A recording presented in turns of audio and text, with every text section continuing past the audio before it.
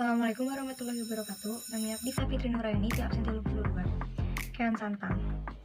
Kean Santang teh putra Prabu Siliwangi anu katelah gagah tur sakti di Pajajaran, malah di Pulau Jawa teu aya hiji oge jalma anu bisa nandingan kasaktenana.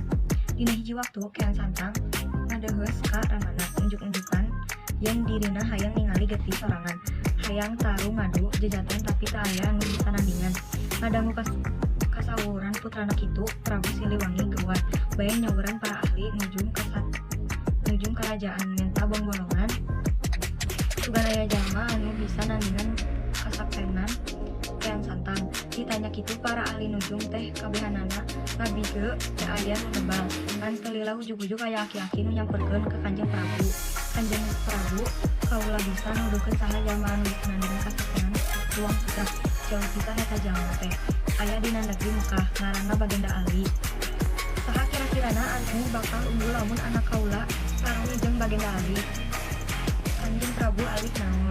Aneh pisan sameme ngajawab eta aki-aki teh geus naik. Duka ka manda leungitna ti harita Kean Santang teu ngeunah cicing. Hayang geura gok patepung jeung jalma nu ngaranna Bagenda Ali. Hayang geura taruh ngadu jejaten. Hiji waktu Kean Santang pamitan ka Ramana Prabu Siliwangi. Saja miang ka negeri Mekah rek napungan Bagenda Ali saenggeus widian ku Ramana gejlik bae anjeunna ngangkat ti Pajajaran. Lempang ulon muro kalebah menon presurup pubuhan jalma sakti. Lempangna teh napak kancang nyaeta lempang dina kulit cai. Nyaeta gancang kaditu kakulonkeun. Barang nepi ka negeri Mekah Kean Santang patepung jeung aki-aki anu keurang ngiuhan handepan tangka korma. Pok Kean Santang nanya ki cik tuduhkeun di mana aya Bagenda Ali teh. Eta aki-aki melong geges-geges kanu anyar datang saha ujang teh. Pokna kalah malik nanya kaula teh Kean Santang ti Pulau Jawa. Kaula hayang patepung jeung Bagenda Ali cenah anjeunna teh jalma sakti. Kaula hayang ngadu jejaten. Oh kitu yuk atuh tuturkeun aki. Cek eta aki-aki ngajak indi ti dinya. Kean Santang nuturkeun tapi kakara oge sababaraha lengkah aki-aki teh pok nyarita. Ae itu ka aki tinggalkeun cing pangnyokoteun ujang. Kean Santang teh geuwat balik deui. Maksud rek mangnyokoteun itu. Ari itu si aki teh nancep deukeut tangkal korma. Barang eta itek dicabut karasa pegat. Kean Santang nyabut deui beuki pedas. Angger bae teu kacabut Kean Santang mapatkeun ajian nyabut deui eta itek sasaker tanaga. Aneh pisan lain itek anu kacabut teh tapi kalah sukuna anglet katane kitu jeung kitu bae.